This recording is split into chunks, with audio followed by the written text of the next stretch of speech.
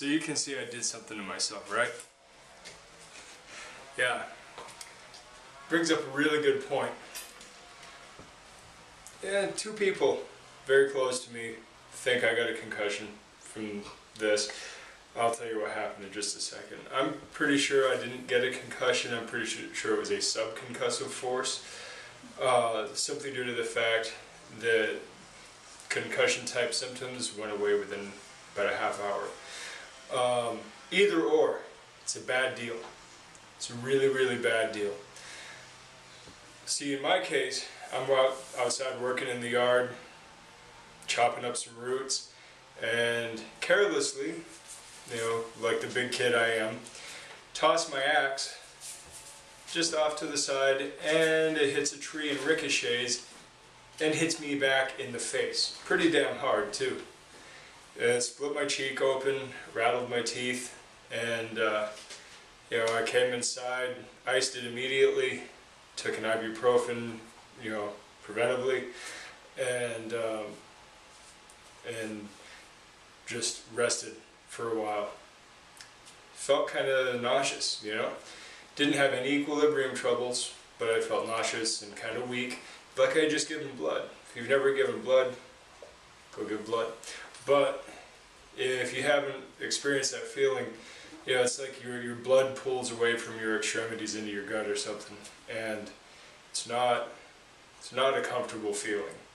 So, nausea, a little bit of pallor, kind of weak-kneedness. Like I said, it went away in about a half an hour. Ate a small handful of almonds, had an orange, took a walk, and now I'm good. Now, am I going to go back out and do yard work? No, on the safe side, I'm going to take it easy for a little bit, do some housework. I got to go do laundry and whatnot. But I'm going to take it easy on the physical labor for the rest of the day. And my wife says, hey, don't go to sleep, because, coma patients, or not coma patients, concussion patients, have a history of falling into a coma when they fall asleep. And obviously my wife doesn't want to deal with that. That's fine, I understand it. I'm doing good now, but I'm not going to take a nap anyway. So, how does this translate elsewhere? Well, look in the world of fighting sports. We've had several professional athletes who have died due to the cumulative effects of sub-concussive forces over a long career. And in some cases, just repeated concussions. Sub-concussive forces are bad because you generally don't detect them. You generally don't go to the ER for them. There's just a lot of glossing over them, if not even noticing them. And that has led some people to an early grave. I don't know if you're a wrestling fan, but the old WWE superstar Test died because of cumulative subconcussive forces.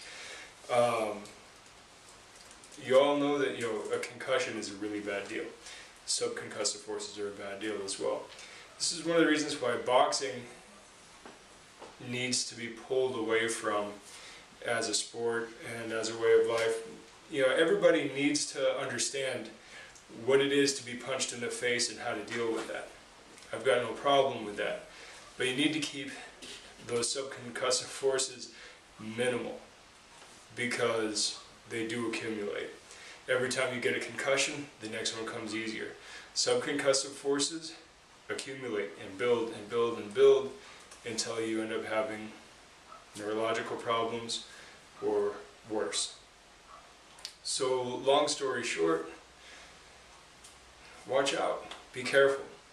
Don't play too safe, because you'll never experience life. But play safe enough that you're not putting yourself at unnecessary risk. Till next time, good journey.